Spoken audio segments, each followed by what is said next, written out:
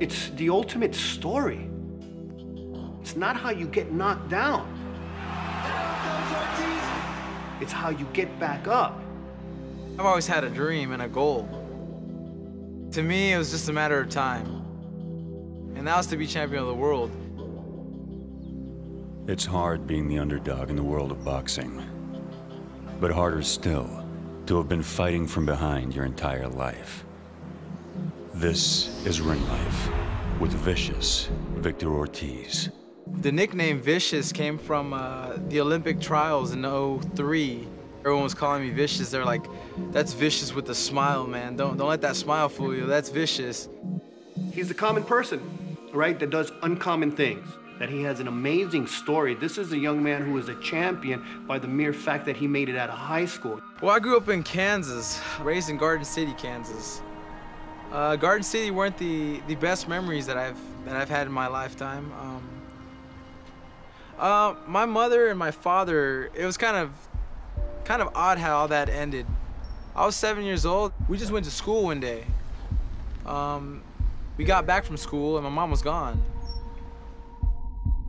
Kind of rough. My dad's an older Mexican machismo type of guy, and he would just find anything to beat us up with.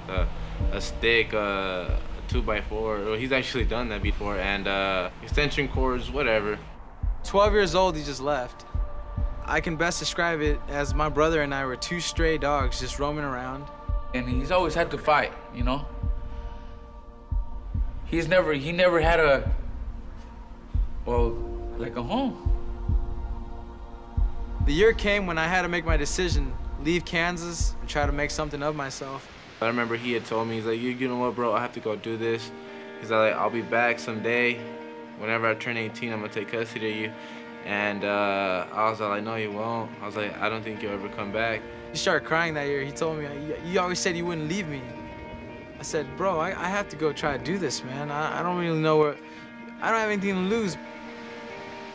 And then next thing you know, a couple years down the line, he calls me up and he's like, hey, you ready to come with me to California? And I'm like, I just started crying. I was in tears. I was like, of course I am. It makes me feel great because I did a job that I wasn't supposed to do. I raised my parents' child. Which we still have all the custody paperwork and stuff. We were just, when we're moving out, he actually was like, here, look. He's like, look, this is whenever I became your daddy. He's a national spokesman for the big brothers and big sisters because he understands that there's people out there that are very similar to him. Not having anything, knowing what it feels like to be on the other side. You know, boxing's my passion. It's what I live for. It's what I do. But at the same time, I don't let it define me. I'm more than just a boxer. Victor does a lot of things outside of the ring. He loves to surf. He likes to surf a lot. I didn't know Kansas, you know, he's from Kansas, and he came over here and he just started surfing, and it's like, which other fighter out there surfs? He's just a hyper guy, I think, man, because this guy, he's never tired. He's somewhat of a fitness freak. Paddleboarding, surfing, running, mountain biking. Cardio kickboxing classes, spinning classes, kayaking, strap work, does CrossFit, he does his road biking. I was actually just gonna compete in an Ironman. A lot of body weight work, and then, you know, we have the sledgehammer work, the tire flips, the tire drags, different types of squats, multi-muscle workouts. You know, he does yoga. Anything you can think of. It's the best. The best, you know, when you got a guy that's lazy, that doesn't want to work, you don't even want to come and train him. And you got a guy that, like Victor, you want to come every day. Definitely is a lot, but you know what? If it's gonna take me that much to stay world champion, I don't mind it. He's a very crowd-pleasing fighter. He's always coming forward. He throws every punch with bad intentions. He's trying to hurt the guy with every shot. He's a monster. And that's the guy everybody likes. He's a beast. He's thinking, all I gotta do is touch this guy, and I'm gonna hurt him. All of his opponents has hit the canvas. He just touches you and your body disconnects for some reason. The moment I touch someone, next thing you know, they're on the canvas, I'm like, nice.